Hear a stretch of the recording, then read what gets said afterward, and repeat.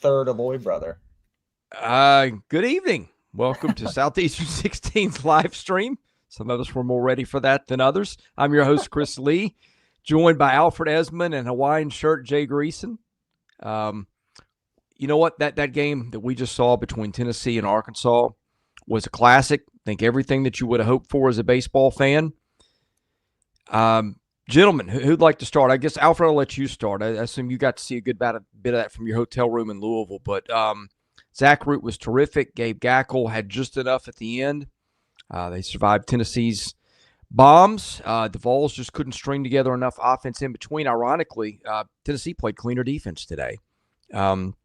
Arkansas had a bad misplay and that cost them a run. And then you had at one point Reese Chapman taken away.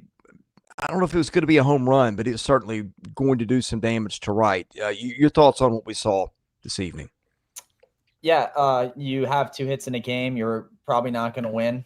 I mean, point blank period. That's what happened today offensively for Tennessee. That's really the main reason they lost this game. They pitched well enough and played defense well enough to get the job done in the end. They only gave up 4 runs, all of which came from Marcus Phillips, but the bullpen with the guys who came out, Loy, Krenzel, Arvidsson, and Franklin, all did well enough to help them win this game and just keeping runs off the board. But yeah, offensively, that was the story really for Tennessee. Was they just, were held in check for pretty much that entire game. I know Andrew Fisher had the annihilation home run at the end of that, but before that, the top of the order, him, Keelan, and Fisher all were hitless up until that point, along with a grand majority of the rest of the team. So yeah, tough night offensively for the Vols, and they got to bring it a lot more tomorrow, and I guess Liam Doyle will give them a fighting chance at that. So that's the deal with Tennessee. And Arkansas, man, you got what you wanted from Zach Root. I mean, just 1 hit,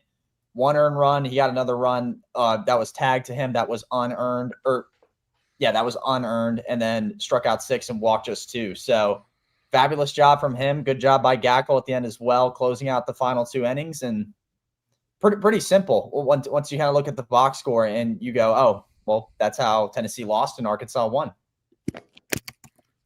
Couple things here. One, I'm going to blow back a little bit, Chris, because Tennessee should have made a play at second base in what turned out to be the winning run. Oh, okay. In the 7th. I mean, you got to make that play. I mean, you have to make that play. I mean, this is big time baseball that is really beyond layers of the minor leagues, somewhere between above AA and maybe not AAA just because of their age. But you've got to make that play, and it became the run that was the difference. And it's been a bugaboo for Tennessee since February. And I mean, Marcus Phillips pitched great. I am Root pitched better. But here's the thing.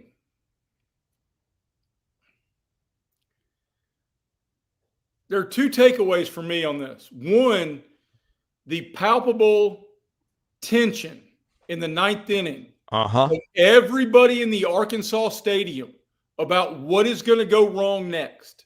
Yep. Is 1. 2, Andrew Fisher's a dude now. Yeah. Hey, good luck throwing a fastball by that kid, because Gackle threw 98 at his belt, and he hit that thing out, and it was gone before he took 4 steps. Yeah, I mean, that was hammered. I mean, the on-base streak went to the 9th with that on line, and he got one. But, I mean, I think the biggest play of the game was the one before that, because all you're thinking at that point is just don't let Fisher get up with the runner on. And they did. By the way, yeah. Which was the defensive play you're referring to? That might have occurred during a water break to the kitchen, so I might have missed that one. What are you talking about? The Curley play. Oh, the Curley play. Dean okay, Curley, I missed that. I mean, and yes, Arkansas made an error too. I mean, I'm not saying, but this has been a Tennessee bugaboo. The Arkansas error was and I didn't see it because I was coming back from a softball tournament in Cleveland, Tennessee. But the Tennessee Bugaboos at second base have forever been. It was a soft little liner that Curley got like the one that got under his glove? Yeah, and it went okay, I under did his glove, see and that. they ruled it a hit, but it really should have been a play that was pretty routine. And I'm pretty certain Dean Curley would tell you that. Yeah. By the way, thumbs down to ESPN's broadcast. The broadcast, they're not doing it in the high definition that this should be in. Just the video quality is not what I'm used to seeing. And I think it's just like the one that Arkansas made the error on. I'm sitting there watching on my screen, and I thought he lined it past the first baseman. I didn't see till on the replay that it hit him off the glove. The broadcast quality for this kind of event is just awful. And ESPN's got enough resources to do it better than it does. I'm sorry. There's nothing else going on. I mean, I don't know why, they really need to put their time in anything else. Softball, if anything else was going on, but that's not anymore. So, yeah, I don't know what the deal is. I have this single hat right now, by the way. Yeah. So, yeah, a little limited on the collection as we speak. I did miss, Kevin. I think that was the play. Did that precede the home run that Helfrich hit? I did leave to go to the kitchen to get a drink. Came back. I heard him talking about that one. So that may be the one that I missed. Mm-hmm. Where Kojal scored. Okay. Yeah. And Lawless was catching for them today. So they'll get Peoples back tomorrow. Right. The biggest thing, though, and Jay, I don't know if you agree with this. To me, it comes down to hitting, right? You can't win with 2 hits. I mean, no, right, 100% right, 100%. And truth of the matter is, we know Tennessee can hit. Mm-hmm. That's a visor tip to what I Am Root and Gackle did. Plowing the strike zone and making certain that Tennessee was going to have to win this game. Arkansas was not going to. They were not letting off the gas. Mm-mm. And I mean that both in the pitching realm and in the cliche realm of NASCAR or whatever else you want to imply it. Hey, Arkansas did an amazing job of seizing control of this thing. They did. And I feel like that's the point you made, too, at the end with the crowd being tense, because you could tell. I mean, they pointed it out on the broadcast. Like, it did not feel like there was, 2 outs to go in this game. And I feel like if you're an Arkansas fan watching with us, or you were at wherever you were watching it, you kind of just – let out a deep breath, and you feel pretty comfortable heading into tomorrow, even though you're having to face Liam Doyle. So, because, this team knows what's at stake tomorrow, referring to Arkansas. You're muted, Chris. Yeah, I guess that's not good for an ad read. Before we go further, shout out to our sponsor, GameTime SIDEKICKS. Been drinking 2 of these today. This is basically artwork that's functional. It is a beautiful, they make just beautiful, beautiful tumblers. The paint quality, everything that they do in these things is first class. Officially licensed drinkware, all SEC schools, over 350 more universities. Top of the market quality as far as construction and ice retention. Double wall, vacuum insulated, stainless steel, all logo printing and product decoration done in Knoxville. Tons of designs and logos for each school. They even have a college vault line, which not a lot of brands have the rights to those, but GameTime SIDEKICKS does. Stainless steel sippy cups, tumblers, 40-ounce bottles, shaker cups. Use SE16 for 10% off your entire order. GameTimeSidekicks.com. I'll tell you what right now. I promise you, if you get these for your dad for Father's Day, you will not go wrong. I cannot imagine getting one of these and not loving it. It is nice to look at. It is top-notch quality. It will keep your stuff cold. Birchie's, yeah, there should be one in the notes to the show on YouTube. So if you see it there, but I will also post it in the chat. Game Time Sidekicks help out the folks who help us, and do yourself a favor in the process. Very reasonable price, and of course, you get a discount to boot. And I mean, what toddler does not want an ice cold beverage in their sippy cup? I mean, hey, train them early. I mean, we are all tailgating people. They're going to have to build up that liver tolerance. You know what I'm saying? I mean, go ahead and get the sippy cup locked and loaded, especially through the teething process.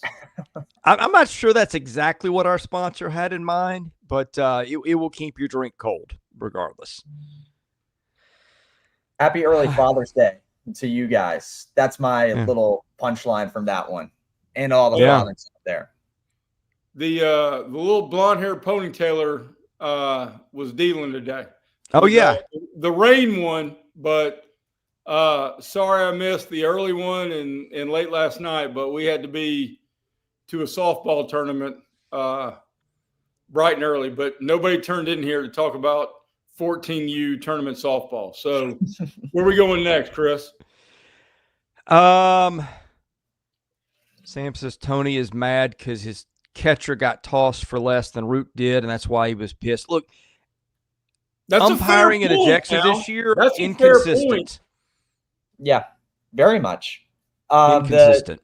The AJ Gracia thing at Duke, right? He got tossed from their first game against Murray State for wearing their home run prop 2 feet outside of the dugout. I mean, that's absurd, right? He wasn't taunting, doing any of this. He was walking around with it on right outside the dugout. And we saw what Root did, and he didn't get tossed for that. And, you know, people I saw were bringing up the Liam Doyle Wake Forest thing, you know, in the game that they won on Monday, and that's fine too.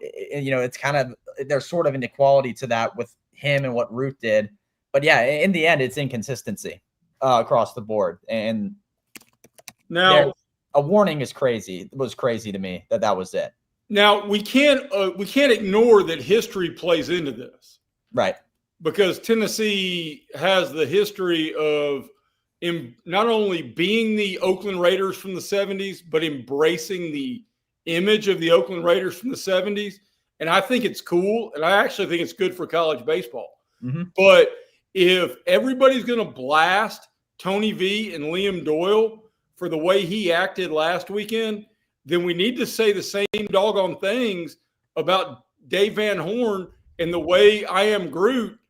I mean, he was directly looking at Andrew Fisher after the out. Right. It was well over the top in the end. And yeah, you know, it's sports. You know, we all played sports, have played sports, that sort of thing. You know, you get it with the emotion running high and stuff. It's just in the end for me, it's inconsistency with it. And there has been. Hey, Alfred, I'm curious about you. I'm good with all of it, but view it all through the same prism. Right. No, if we're not doing it for that, we shouldn't be doing it for AJ Gracia getting tossed for wearing a construction helmet. Like, point blank, period. I'm fine with the props and the fun. Just have respect. The F-bombs towards other dugouts and stuff is a part I don't like. The over-the-top bat flips. I mean, have some fun, celebrate with your team. Yeah, I think the stuff that Tennessee does in the dugout is pretty harmless. And that's been fun. Duke's got their own thing. It's the not respecting your opponent that I don't like. And I'm sorry, and maybe that makes me old school. I just am. But I think it's become kind of the equivalent of you have a brawl in football or something, and there's 15 guys throwing punches, and the officials catch like the last guy in or something that they see. I mean, that's an exaggeration, but you know what I mean? Like, It's like the first offenses can be about as bad as you want them to, and then one-ups do, even if one team's doing something, they warn both dugouts, and then the next guy who steps a toe a millimeter over the line gets tossed. So, anyway. I'm with that 100%. Same way there. And I mean, Jay, the history part is a good point. I mean, let's flash back to when Tennessee played Vanderbilt, and Andrew Fisher, had a pleasant conversation with every Vanderbilt player as he made his way around the bases. So there is that history part to it. There's just got to be, and correct me if I'm wrong, guys, Andrew Fisher did not get ejected for that, right? No. Yeah. So there you go. I mean, it's the same thing, right? I mean, that is definitely equal to what Zach Root did to him today. So yeah, there's just an inconsistency thing with it. Well, and I thought Root too was just going to let his emotions, like he's barking at the umpire, which he shouldn't be doing. And I mean, I thought he was going to let his emotions boil over and it was going to affect his performance, but he came back for the 7th and was just fine. So right. Tennessee was the team that actually did the better job of keeping it cool today, for the most part. That's something.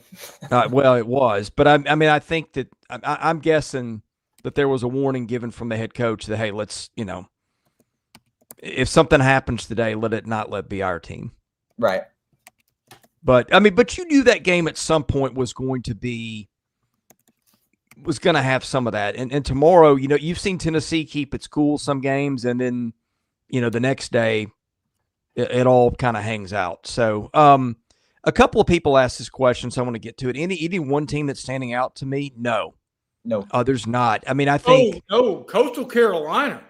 Well, maybe them. Yeah. I mean, they've been outstanding. I mean, that was great. And I mean, Auburn's a great baseball team. And Coastal Carolina went there and dealed. Yeah. I mean, I was I mean, these are no sour grapes.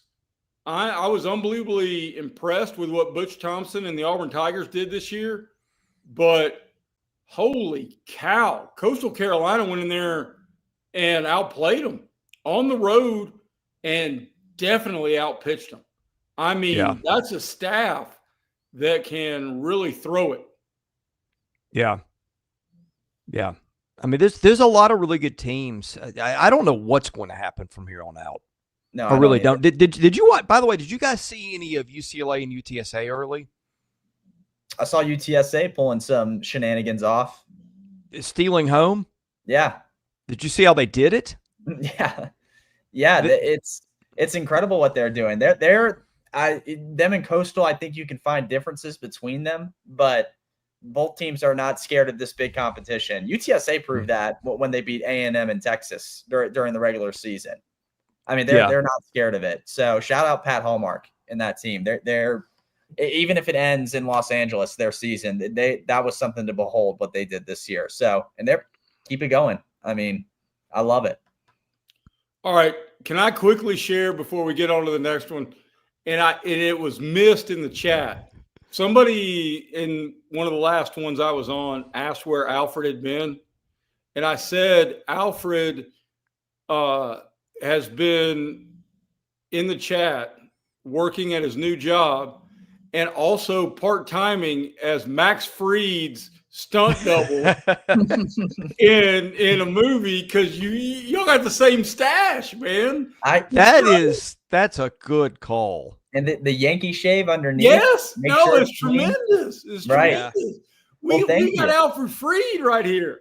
I can't pitch like that, but I'll take it. That I will say.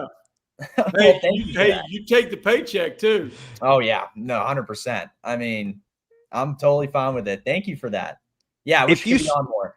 If you shed the glasses and walked around New York in a Yankees hat, I'd like to see what would happen. I mean, that's a great call. It's good now that I think about it. I'll take that compliment. You could do that for Halloween. Max Fried.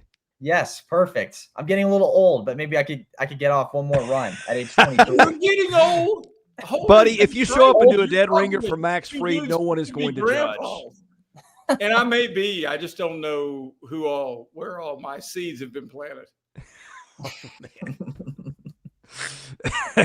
I'm not going to follow up on that one. Wow.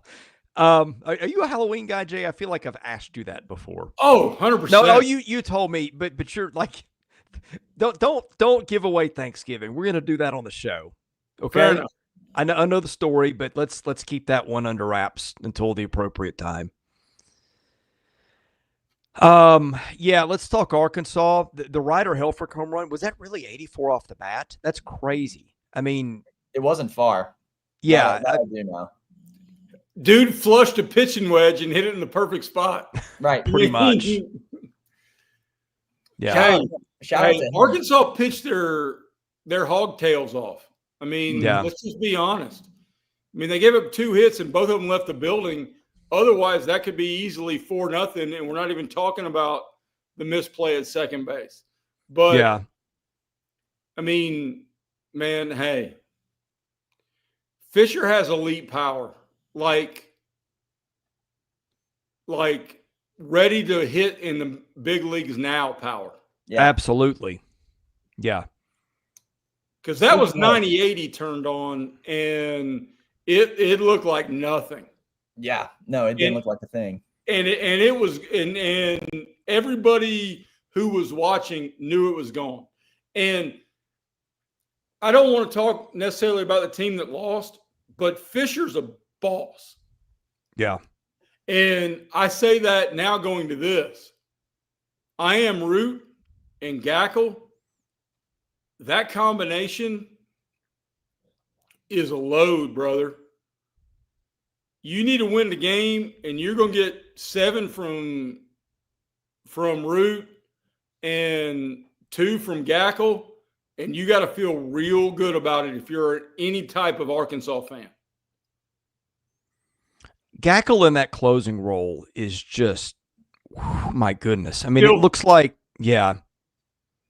I mean, it looks like Major League All-Star stuff out there. Just come in and throw gas, and good luck to you. You guys were bringing up, you guys said Jay dropped Major League. Chris, you dropped Major League. I don't know if y'all watched. They talked to Nate Thompson before this weekend. Do you know how many prospects, like MLB.com prospects, are in the Super Regional? At the top, I think it was like 200, he said. Say what? Out of in this Super Regional, how many MLB top? I think it was like top 200 prospects are in this. Oh, you mean from all 16 teams? Right. No, from this one. This Tennessee and Arkansas playing in Fayetteville. Well, I mean, top 200? Yeah. I think he said top 200. I did not see it, but I would guess 15. Very close, actually. 13. Okay, and that's not just this year, right? Or it is? I would assume not, but 13. Okay. Aloy, Beidelshees, Davalon, Iredale, Root, Wood for Arkansas. Fisher, Keelan, Doyle, Curley, Phillips, probably Franklin, Russell, Sneed. I mean, how many is that right there? That was close to 13. And I wonder about Arvidsson. I'm not seeing him listed there, but if you watched him late in the year. Mm-hmm. So that would just be for this year. And then, beyond that, you're going to have Levi Clark, maybe Abernathy one day if the bat develops. You got buckled. Levi Clark, and just watching it, that was Gackle saying, yeah, all right, I got you. You're looking for something off speed. And he poured milk right down the middle. And that was a fun baseball game, boys. It was. Yeah. Gackle will be there. What is that, next year? Yeah, I mean, that's just the ones I'm thinking off the top of my head. Wow. That's a great post. That's a great post. Bird cheese. That's probably right, actually. And Arkansas doesn't even have some of its Fayetteville. guys available. I feel like I'm Ron Burgundy here, but no, that is, and that's the state of college baseball, man. Power arms, power bats, and everybody buckle up. And hey, Davalon was a dude today. Davalon would Not be in only there in too. left field, but a huge hit off the first pitch he saw from the left-handed reliever that Tony V brought in the critical inning. He's just one of those guys you want on your team. Mm-hmm. Let's look to tomorrow.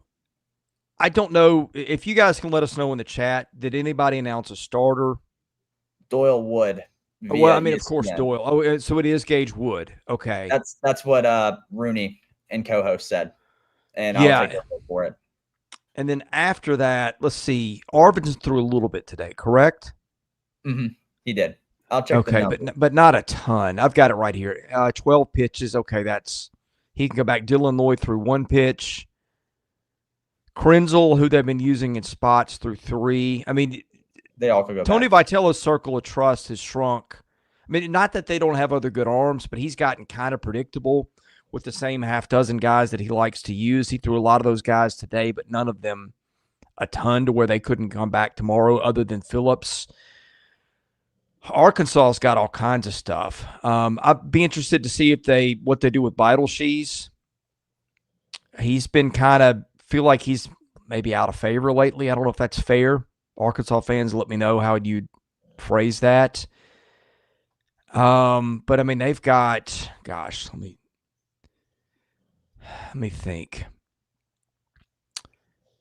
Aiden Jimenez is left. Ben Bybee, Dylan Carter, Colin Fisher, Cole Gibbler was warming up today. They got Will McIntyre for a change of pace. Christian Fouch. I mean, that's a ton of arms.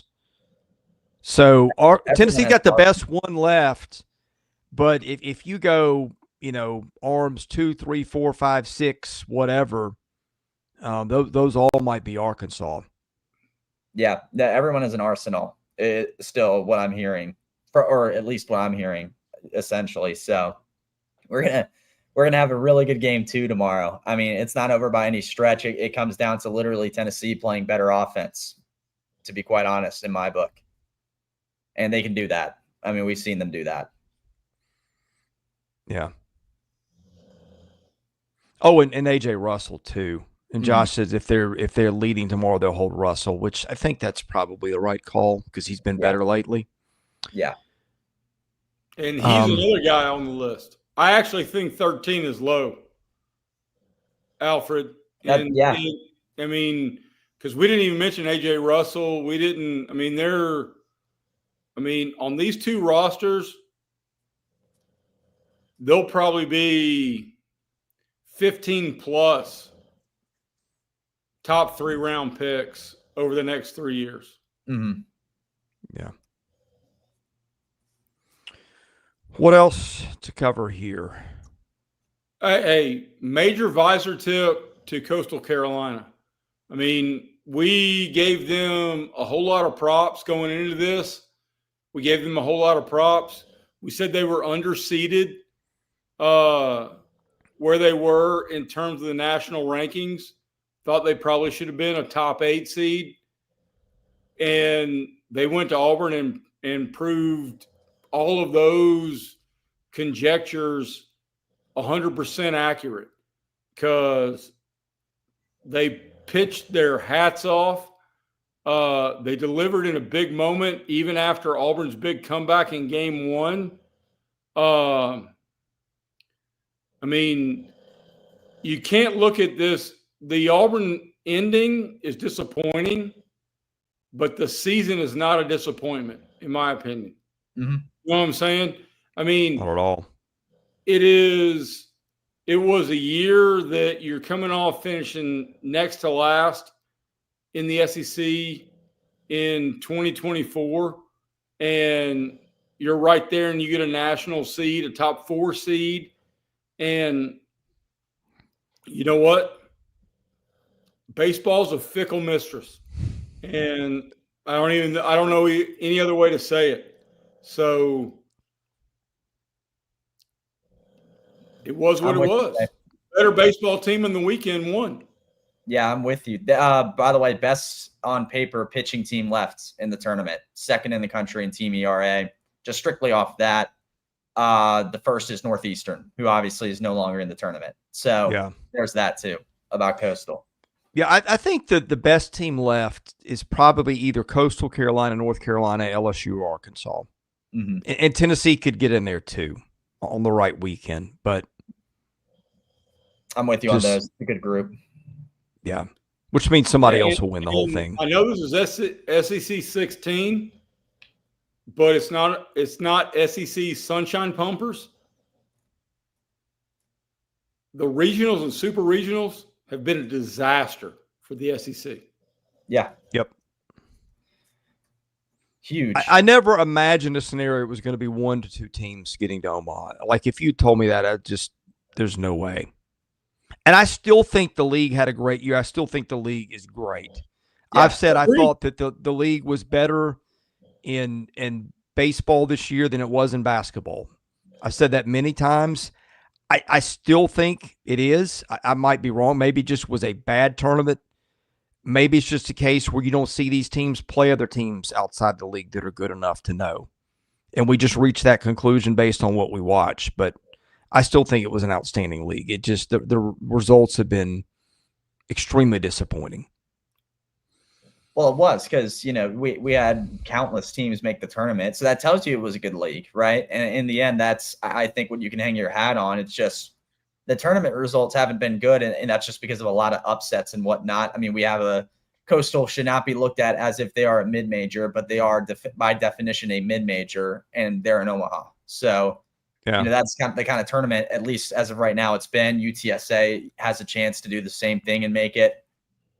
It's just it's the kind of right. It's the way the NCAA tournament panned out. So in the end, I still thrilled with how the conference was this year. I don't think the level of play was bad whatsoever or mediocre or whatever you want to paint it. So yeah, there's that. Some people say the league was overseeded, but like based on the data you had, everybody would have done it the same. Like the polls, like that many SEC teams, any computer that worth its salt had, I don't know, 10 of the top 15 teams being from the SEC. Mm-hmm. It didn't pan out, but I don't know. I don't know that I have a great explanation. I'll tell you what. I think the mid-majors showed up ready to play in this tournament. They really did. Yeah, they played with a chip on their shoulder. A lot of these guys have been passed over. Looking at their ATM. I mean, maybe you go to a situation where you're playing an SEC school, not only are you going to be in front of countless MLB scouts, you're going to be potentially getting a 6-figure NIL deal in the portal. Josh, my apologies. I missed your super chat. Sometimes comments go fast and furious and you don't see it. Umpires are going to run Doyle tomorrow because the hypocrisy against Tennessee is so rich. I'd be a billionaire. Well, now there's what happened today to look back on. So, Josh, you do have a slight point to that, I think. Yeah, I mean, if you're Liam Doyle and you come out tomorrow just raging, it's going to be like, okay, we saw what happened the day before. The first guy the umpire sees throw a punch in a bench clearing melee is the guy that gets tossed. It's the same thing. Right. They're on alert is a better way to say it. By the way, apologies. I just didn't see it the first time around. So. And thank you for the super chat. Yes. Thank you.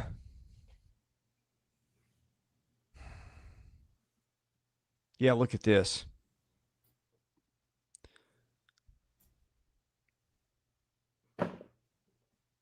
Yeah.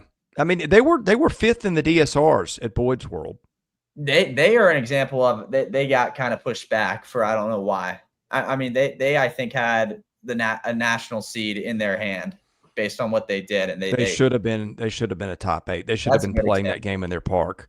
Right. Do I think that's right? No, I think they should be more stringent on tossing guys the first time. Yeah, I would the first FU that goes to somebody else. I don't care if it's in the batter's box. I don't care if it's on the mound. You're gone. That's how you stop this. Not getting the first guy to put a toe a millimeter across the line wearing a home run prop. Right.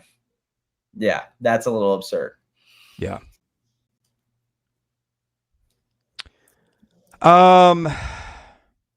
Yeah, Coastal just flat out outplayed Auburn. I agree, Sven. Mm-hmm. They're fun to watch. Man, they are fun to watch. And it's not like Auburn didn't play well. I mean, Coastal played better. Yeah. Auburn played good. Coastal played great. Yeah. What? Let's see. Louisville goes to Game 3 tomorrow with Miami. Mm-hmm. Has Florida State and Oregon State have started or they start tonight, like at 8, right? Yeah. In other words, in about 2 minutes. Coastal's there in Omaha.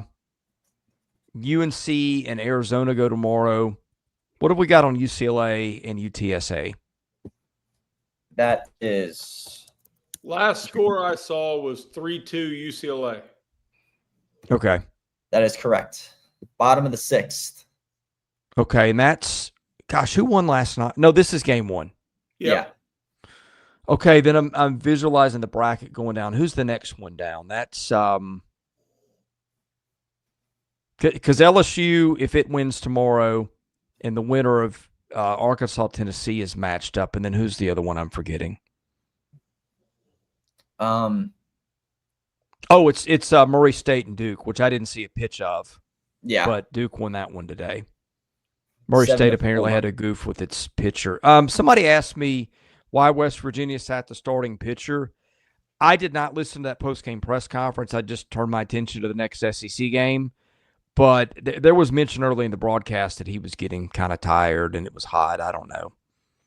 Their bullpen was awful today. So, I mean, I don't know the West Virginia pitches in the heat and humidity. What's that? If you're West Virginia, you got to go for 2 because that turned into a football score, and you got to figure out a way to flip the momentum. Yeah. Yeah, the LSU zero offense, guys, it was a quiet day for them. But, I mean, they have struggled. I mean, that's not to invalidate. Like, some of their big guns, Curiel Jones, just haven't hit in a while. Curiel hit really well today. And then some of those other guys. Pearson hit a slam today. Milam hit a grand slam today. Barely got out, but it counts. Yeah. I like that. Right. Yeah. Yeah, I mean, I don't know. Anybody said LSU had zero offense, but there have been some. LSU doesn't have much offense claims here. I haven't heard that either. I'll be honest. I'm kind of. Go ahead. I was gonna say I hadn't really heard that either. If someone was saying that, that's kind of. I don't know about that. I mean, I don't think they have zero offense. They showed it today, and even before that, I thought they've been playing okay. I mean, I don't. They've gotten this far with it. I'm going to check the LSU West Virginia stat broadcast because I want to see the pitch count when he got pulled. Because I was watching that from the treadmill. He had 82 pitches, 47 for strikes, 4 innings, 4 runs, 1 earned, 2 hits, 1 walk, 3 strikeouts. I wonder if this is a new career high in innings because he may have thrown over 100 innings for the year after today. Griffin Kern had thrown a lot. Remember, he was a D2 pitcher. So I'm going to look at the 5th. Let's see. They pulled him. Oh, do they pull him to end the 4th? Nick says 82 pitches. Okay, they pulled him. So the 5th inning was a new starter. I mean, no, I'm sorry. He leadoff guy. Pearson singled to lead off the 5th, and then they pulled him. So count was 3-2. Yeah, I mean, I don't remember that at bat vividly. Maybe coaching staff looked in the dugout, didn't like the way it looked. He threw 134 pitches last week, and I don't know if that's a supporting or opposing argument, but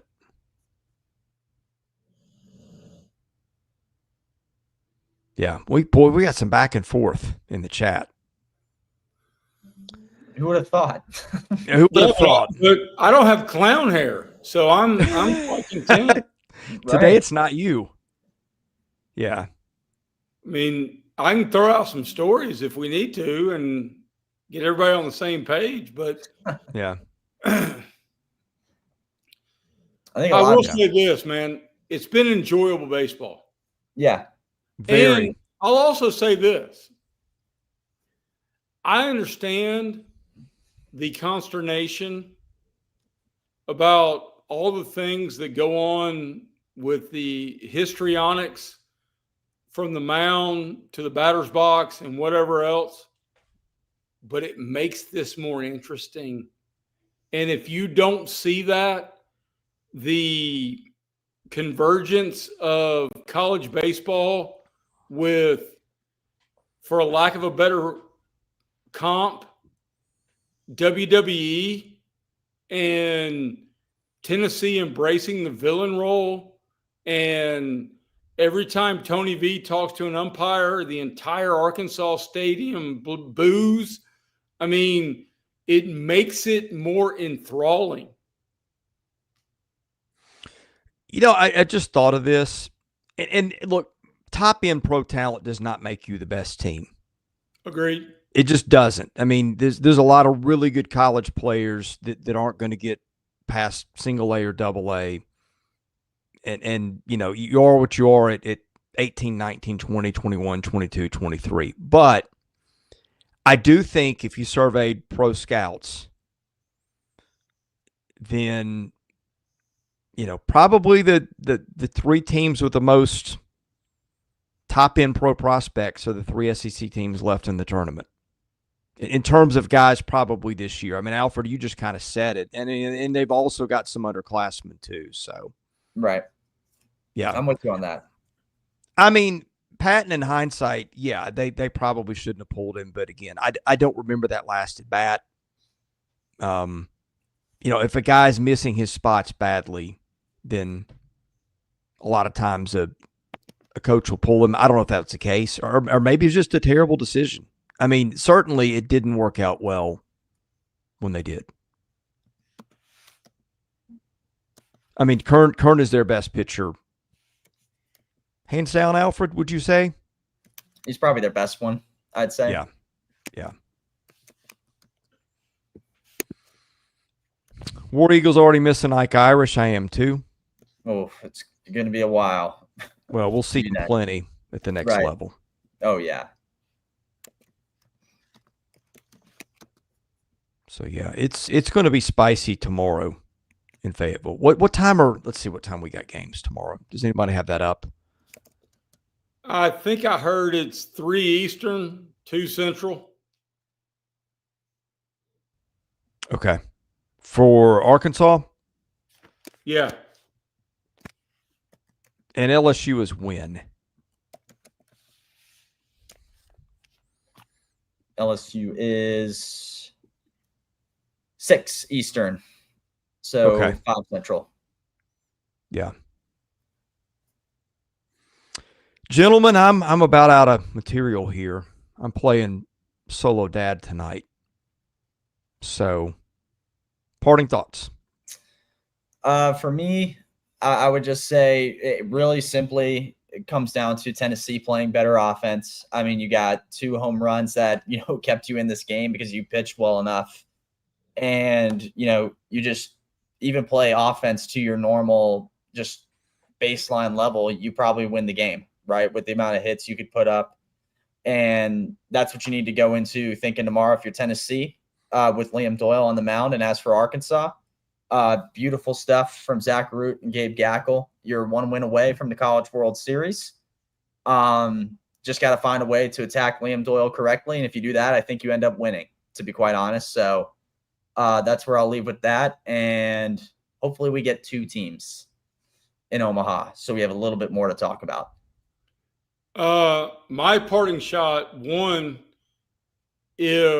forget 16 runs, if LSU can find a way to get to 6 runs with that pitching staff, they got to like their chances all the way through.